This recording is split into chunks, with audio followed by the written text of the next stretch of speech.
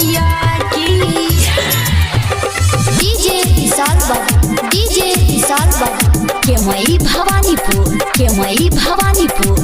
मैया सवाहनी है mix by जय हो डिजिटल रिकॉर्डिंग स्टूडियो भवानीपुर। मैया सवाहनी है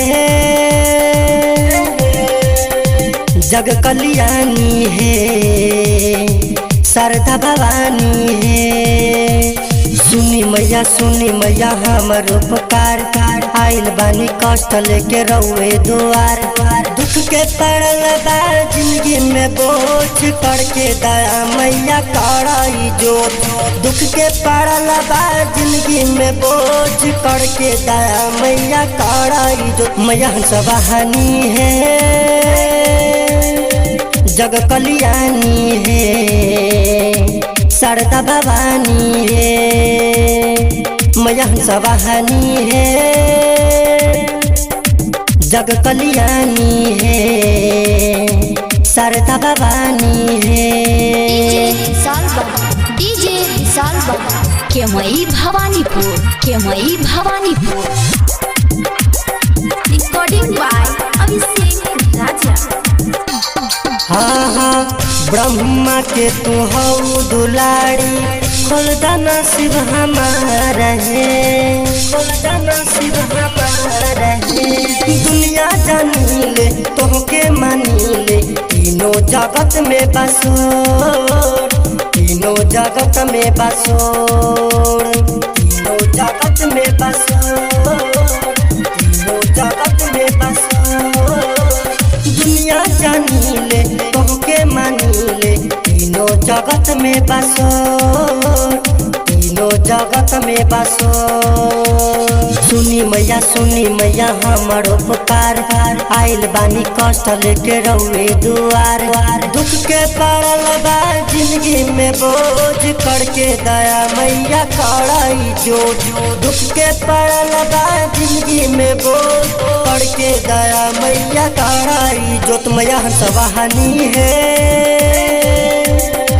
जग कल्याणी है शारदा भवानी है।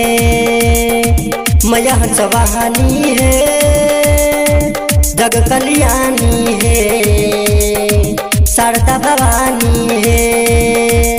डीजे विशाल बाबू, डीजे विशाल बाबू के मई भवानीपुर, के मई भवानीपुर। मिक्स बाय जय हो डिजिटल रिकॉर्डिंग स्टूडियो भवानीपुर। हाँ प्रेम चंद दीवाने पमैया फेरी दाना न जा रहे, फेरी दाना न जा रहे। खुशी न आवे गम सतावे अखिया से बहे ललोर, अखिया से बहे ललोर, अखिया से बहे ललोर, अखिया से बहे ललोर।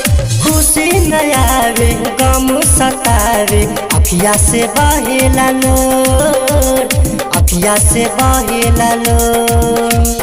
बिंटू धीरेंद्र के जिंदगी सवार आइल बानी कष्ट लेके रउए दुआर। दुख के पड़ल बा जिंदगी में बोझ करके दया मैया कराई जो।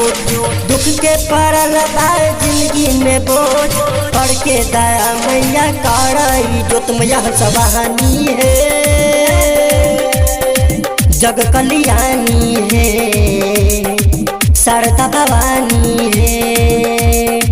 मैया सवाहनी है जग कल्याणी है शारदा भवानी है।